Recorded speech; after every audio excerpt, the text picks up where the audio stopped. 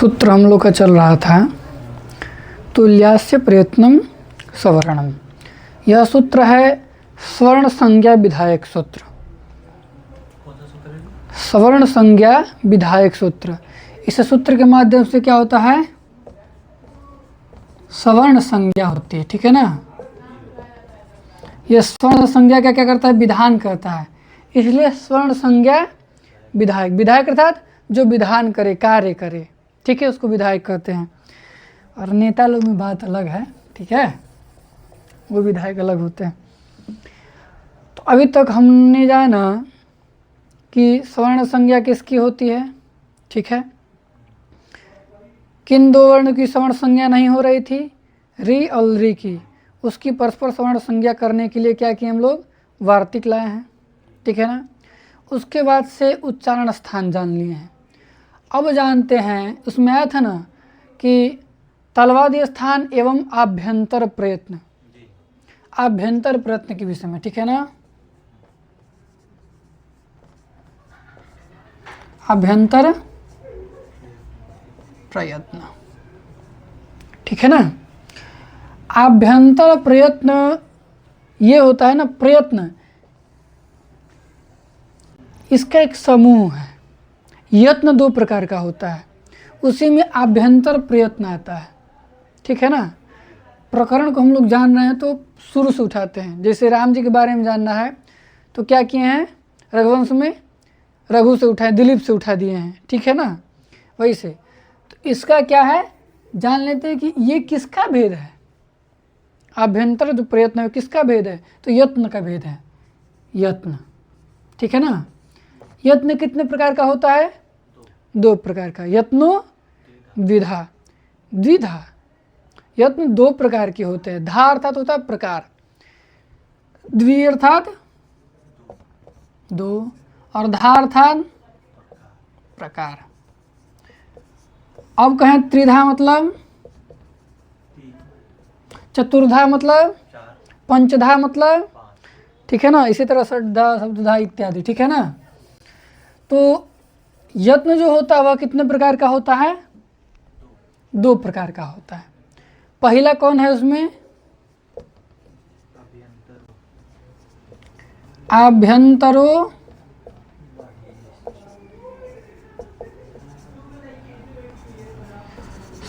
ठीक है ना, ये है आभ्यंतरो बाह्यश्च। पहला क्या है, आभ्यंतरः अर्थात आभ्यंतर, ठीक है ना, यहाँ संधि हो गई है। दूसरा क्या है, बाह्यश्च अर्थात बाह्य, ठीक है ना। आभ्यंतर प्रयत्न और बाह्य यत्न। यत्न कितने प्रकार के होते हैं, दो प्रकार के, आभ्यंतर और बाह्य। यद्यपि नीचे ऐसा भी आता है कि बाह्य प्रयत्नस्तु एकादशधा, लेकिन हमारे ऋषि मुनि जहाँ भी प्रयत्न कहे हैं वहाँ पर केवल आभ्यंतर का ही ग्रहण किए हैं, बाह्य का ग्रहण नहीं किए हैं।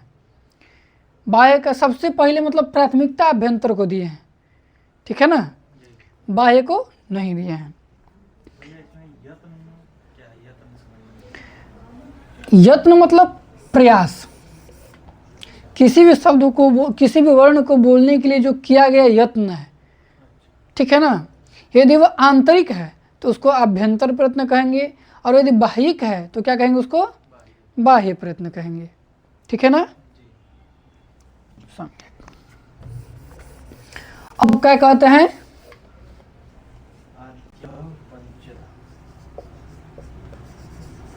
आद्यः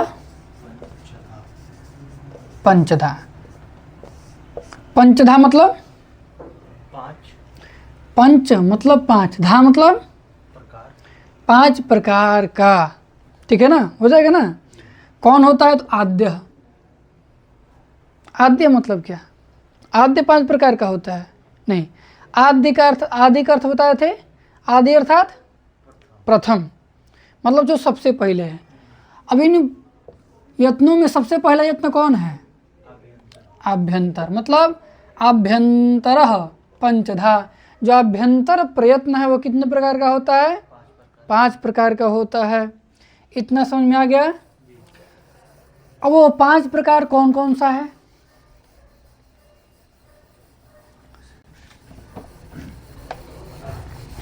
तो कहते हैं स्पृष्टे, सत स्पृष्टे, सद्विवृत, संवृत, भेदात।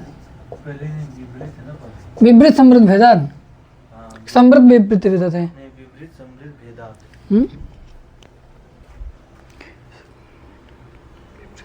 विवृत समृद्ध भेदात, तो वही तो लिखे हैं, विवृत समृद्ध भेदात।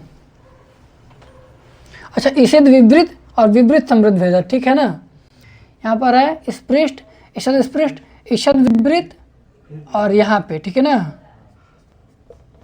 ऐसा ही ना है, विवृत समृद्ध भेदात, ठीक है ना। 5 प्रकार का है। सबसे पहला स्पृष्ट, पहला क्या है? स्पृष्ट पहला है। और दूसरा क्या है? ईषद स्पृष्ट, ठीक है ना। यहाँ पे और ई में गुण होकर के ए हो जाता है, ठीक है। जैसे इस पृष्ठ और ट में जो अ है और ई है, इनको मिला के क्या होता है? ए हो जाता है, इसलिए यहाँ पर स्पृष्टे आ गया, ठीक है ना। स्पृष्टे सत स्पृष्ट, किसमें? इसमें, अच्छा ये है, ठीक है। अब ये क्या है? सबसे पहले स्पृष्ट है और दूसरा ईषद स्पृष्ट है, संधि हो जाने के बाद ये हो जाता है, ठीक है ना। तीसरा क्या है? स्पृष्ट, ईषद स्पृष्ट, ईषद विवृत।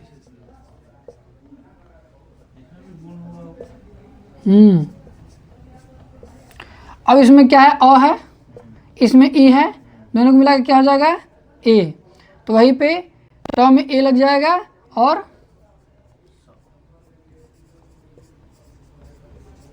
ठीक है ना। स्पृष्ट, ईषद स्पृष्ट, ईषद विवृत। चौथा क्या है? इसमें संधि नहीं होगी क्योंकि पहले वो आ रहा है, ठीक है ना, तो वही विवृत। और 5वां क्या है?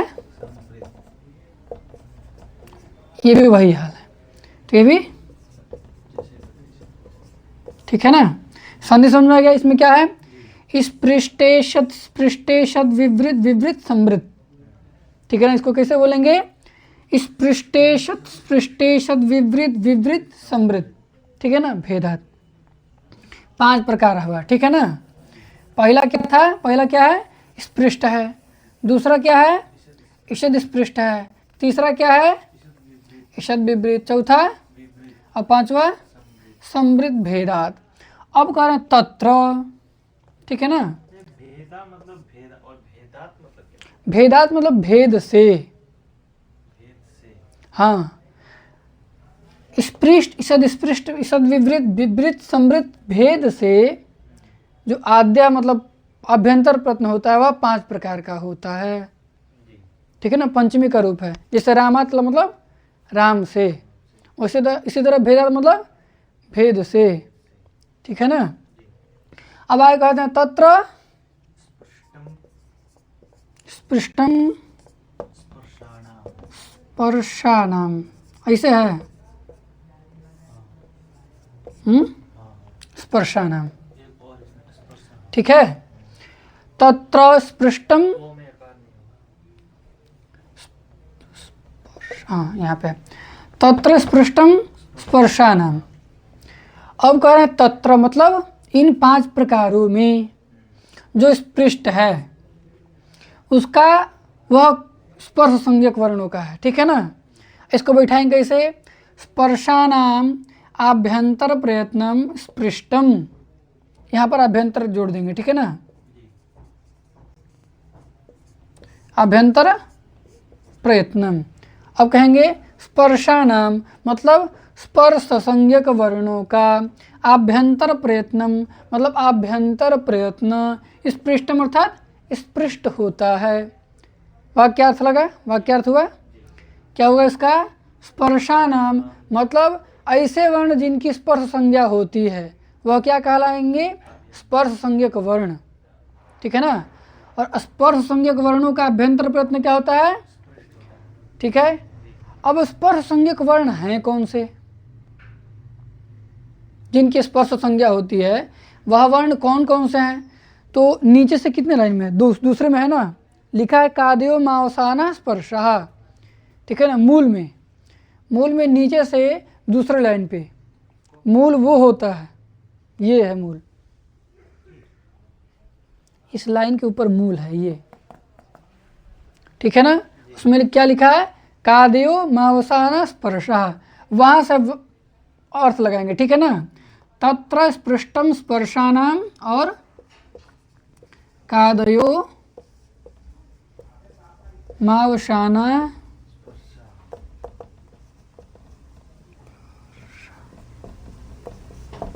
ठीक है। अब कह रहे हैं कादयो हो, क आदयो हो, क हो आदि में जिसके, म अवसाना मतलब म हो अवसान में जिसके, मतलब लास्ट। हाँ, क हो आदि में जिसके और म हो अंत मतलब अवसान में जिसके। ऐसा समुदाय क्या क्या है? क ख ग घ ङ च छ ज झ ञ ट ठ ड ढ ढ त थ द ध न प फ ब भ म, ये सब मतलब क आदयो म अवसान, मतलब क से लेकर के म पर्यंत तक, क से शुरू करके म तक जो वर्ण है उनकी क्या होती है? स्पर्श संज्ञा होती है। क से लेकर के म तक जितने वर्ण हैं उनकी क्या होती है? स्पर्श संज्ञा के वर्णों का अभ्यंतर प्रयत्न क्या होता है? समझ में आ गया? क का अभ्यंतर प्रयत्न क्या है? स्पृष्ट है। क स्पर्श संज्ञक वर्ण है जिसका अभ्यंतर प्रयत्न क्या है? स्पृष्ट है। ठीक है ना। उसी तरह छ का अभ्यंतर प्रयत्न क्या है? क्योंकि छ का जो है छ जो है छ क से लेकर के म तक के बीच में आता है, इसलिए उसकी स्पर्श संज्ञा होगी। और स्पर्श संज्ञक वर्णों का अभ्यंतर प्रयत्न क्या होता है? स्पृष्ट होता है। पहला लग गया। ठीक है। अब दूसरा क्या है?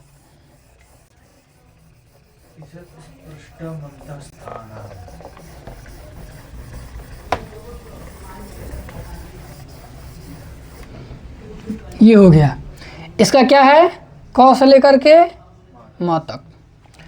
अब इस स्पृष्टम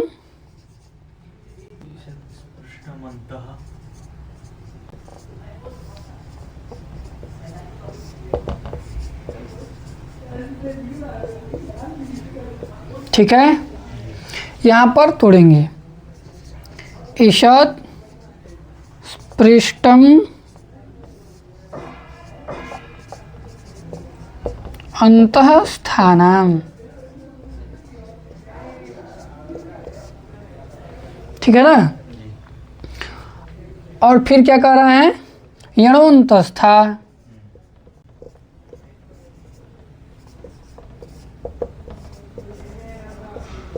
यही ना, मतलब यण अंतस्था। ठीक है। अब यहाँ से हम अर्थ लगाते हैं। पहला जैसे यहाँ पे लगाए थे, तत्र स्पृष्टम स्पर्शानाम, मतलब स्पर्श संज्ञक वर्णों का अभ्यंतर प्रयत्न क्या होता है? स्पृष्ट होता है। उसी तरह यहाँ पे लगाएंगे अंतस्थानाम आभ्यंतर प्रयत्नम ईषद स्पृष्टम। ठीक है ना। मतलब अंतस्थ संज्ञक वर्णों का आभ्यंतर प्रयत्न क्या होता है? ईषद स्पृष्ट होता है। ठीक है। ईषद स्पृष्ट नाम है। ठीक है। अब पूछते हैं कि अंतस्थ संज्ञक वर्ण कौन से हैं जिनकी अंतस्थ संज्ञा होती है? ऐसे वर्ण कौन कौन से हैं? करें यणो अंतस्था, यण प्रत्याहार बना था। यण प्रत्याहार में कौन कौन से वर्ण आते हैं? ठीक है ना, 4 वर्ण। य व र ल जो हैं यण हैं और इनकी क्या होती है? अंतस्थ संज्ञा होती है। और अंतस्थ संज्ञक वर्णों का अभ्यंतर प्रयत्न क्या होता है? अब हम पूछे ल का अभ्यंतर प्रयत्न क्या है?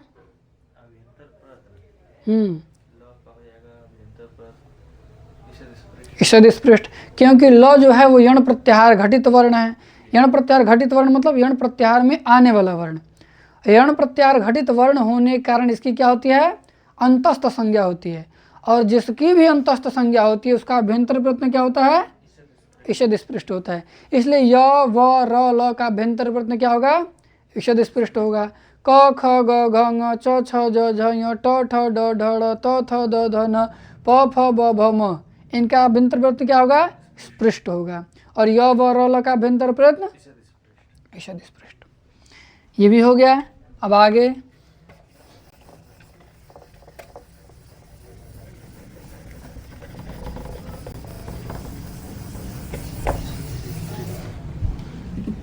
अब कहते हैं ईषद विवरण ये बड़ा है क्या, पहले ही बताना चाहिए ना, सब में बड़ा है। ईषद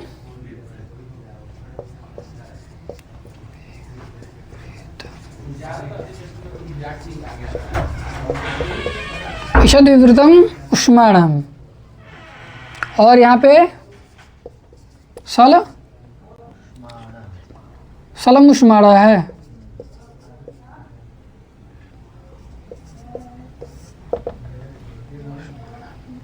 ठीक है। अब कह रहे हैं ईषद विवृतम उष्माणम, इसमें भी तोड़ देते हैं। ईषद विवृतम, ईषद विवृतम, ठीक है ना, उष्माणम, ठीक है। और फिर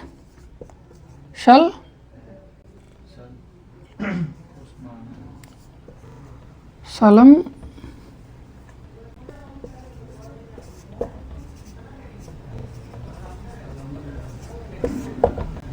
ठीक है।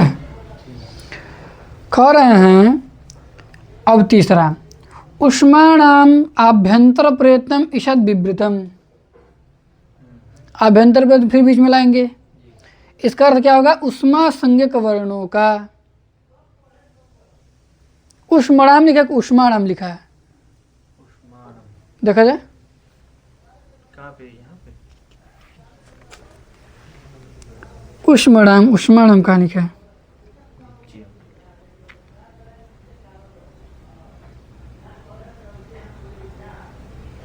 उष्माणा ही लिखा है।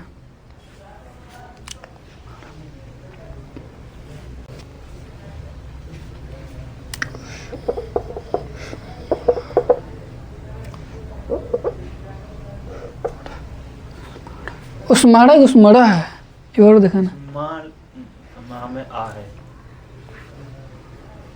उस्माड़ा, हाँ यहाँ पे नहीं है, ठीक है, यहाँ पे है ना।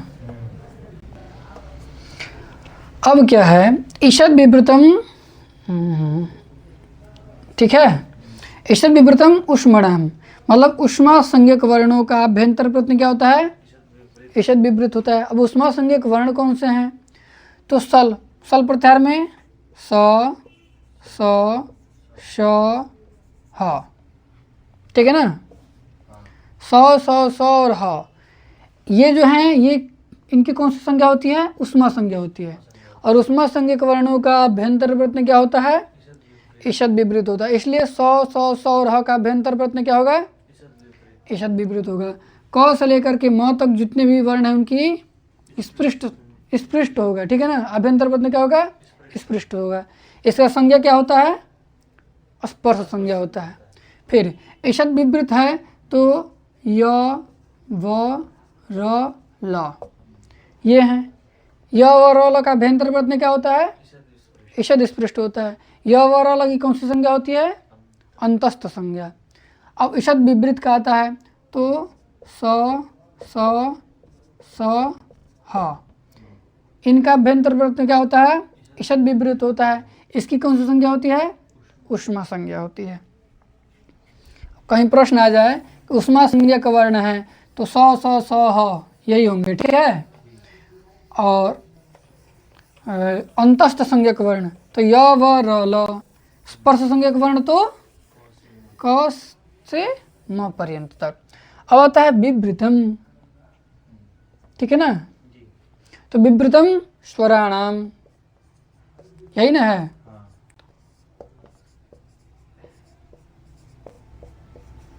स्वराणाम और अचः स्वरा। स्वरा, ये प्रसिद्ध है। स्वर अर्थात अ से लेकर के आई औच, ठीक है ना, ये सब। तो अच इसे हिंदी में अ आ इ ई भी कहते हैं।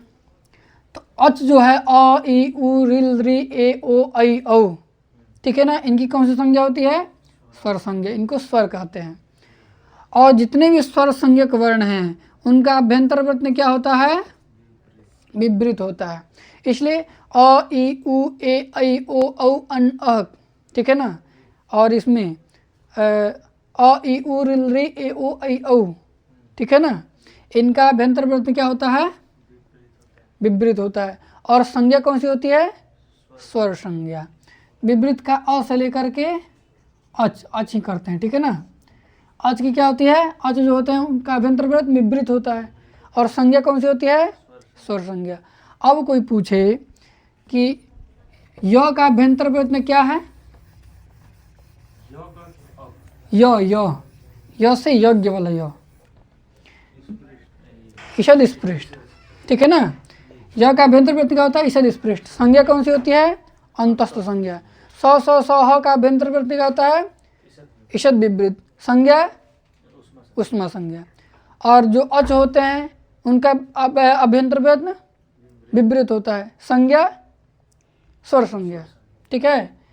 सब समझ में आ गया। अब आते हैं समृद्ध के बारे में। समृद्ध क्या कहते हैं? ह्रस्वस्य वर्णस्य ह्रस्वस्य वर्णस्य प्रयोगे प्रयोगे संवृतम। संवृतम, ठीक है ना। और और है इसका प्रक्रिया और है इसमें प्रक्रिया दशायाम, तो विवृत में ठीक है ना। अब ह्रस्वस्य अवर्णस्य, ह्रस्वस्य अवर्णस्य, ठीक है ना। अवर्ण भी कितने प्रकार का होता है? 18 प्रकार का। उसमें जो केवल ह्रस्व है, ठीक है ना, इसी का है, इसी का मामला है। जो ह्रस्व अवर्ण होता है वह प्रयोग दशा में समृद्ध हो जाता है, लेकिन जब तक प्रक्रिया बन रही है, ठीक है ना, उस दशा में क्या रहेगा? विवृत रहेगा, ठीक है ना। जैसे राम धन सु, ठीक है ना। यहाँ पे जो अकार है वो क्या है? प्रक्रिया चल रही है ना, अभी तो बना नहीं है, प्रयोग तो करने। राम धन राम सु कहेंगे हम लोग, राम कहते हैं। प्रयोग दशा क्या है? राम। और प्रक्रिया क्या है? राम धन सु। इसी से हम लोग रामा बनाएंगे। राम धन सु प्रक्रिया है। जब तक व्याकरण लग रहा है तब तक क्या है? प्रक्रिया है। व्याकरण लग गया, शब्द निष्पन्न हो गया, शब्द बन गया। जैसे हम लोग सब्जी बना रहे हैं तब तक उसको क्या कहेंगे? कच्चा, है ना। और आग से उतार दिए, चूल्हा से उतार दिए, मतलब वो पक्का। तो ये क्या है? कच्चा और ये है पक्का। अ मतलब ये क्या है? कच्चा, और अ मतलब पक्का। एक सूत्र है अ अ। अब कौन बताएगा कि कौन कच्चा है कौन पक्का है? तो रसोईया ही बताएगा। तो उसके लिए एक सूत्र है अ। पाणिनीय अष्टाध्यायी का सबसे अंतिम वाला सूत्र है, ठीक है। जब सब सूत्र लग जाते हैं तब ये लास्ट में लगता है। जाता है देखने की, हाँ पक गया है, देखिए पक गया तो उतार देगा, कह देगा हाँ समृद्ध हो गया, मतलब इसका आप प्रयोग कर सकते हैं, ठीक है ना। इसका क्यों किया गया? ये दोनों विभाग क्यों बांटे गए कि कब हम प्रयोग कर सकते हैं और कब प्रयोग नहीं कर सकते हैं। यदि विपरीत है तो हम लोग प्रयोग नहीं कर सकते हैं, समृद्ध है तो इसको प्रयोग में ला सकते हैं, रामः बोल सकते हैं। यदि कोई ऋषि कह दिए कि रामः में जो मकारोत्तरवर्ती आकार है वह क्या है? विपरीत है, मतलब उसकी प्रक्रिया संपन्न नहीं हो, कच्चा है, ठीक है ना। इतना समझ में आया? आगे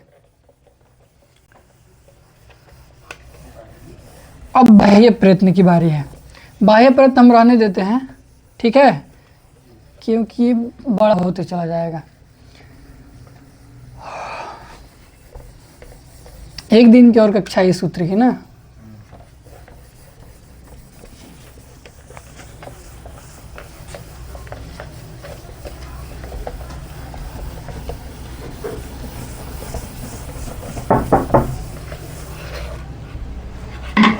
तो आज के लिए बस इतना ही। आप लोग तैयार करिए।